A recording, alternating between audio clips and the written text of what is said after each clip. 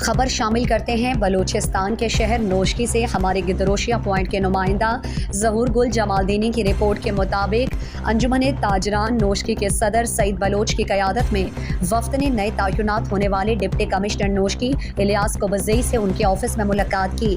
وفد میں general secretary نیاز اللہ محمد حسنی، سماجی رہنما مقبول بلوچ، لالا حنیف بڑیچ، ممتاز مینگل، اسماعیل مینگل اور دیگر شامل تھے، جبکہ اس موقع پر PS2 DC نجیب مینگل بھی موجود تھے۔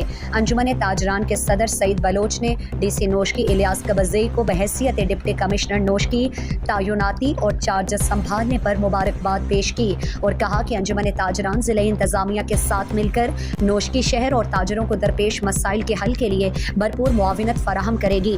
DC نوشکی سے تاجر برادری کو بہت سی توقعات ہیں۔ امید ہے کہ وہ تاجروں کو درپیش مسائل کے حل میں اپنا بھرپور کردار ادا کریں گے۔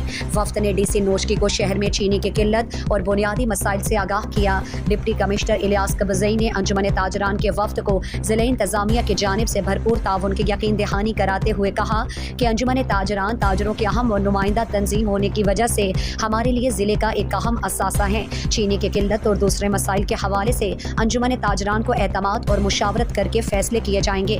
میرے دفتر کے دروازے سب کے لیے کھلے ہیں۔ بحیثیت ڈپٹی کمشنر عوامی مسائل کے حل کے لیے بھرپور کوشش کروں گا۔ تعلیم، صحت اور امن و امان کے مسائل حل کرنا ہماری اولین ترجیحات میں شامل ہے۔ مزید دلچسپ معلومات اور خبروں سے آگاہ ہونے کے لیے Gedrosia point Facebook page, Instagram, Twitter کو فالو اور یوٹیوب چینل کو سبسکرائب کریں۔ بیل آئیکن بٹن دبانا نہ بھولیں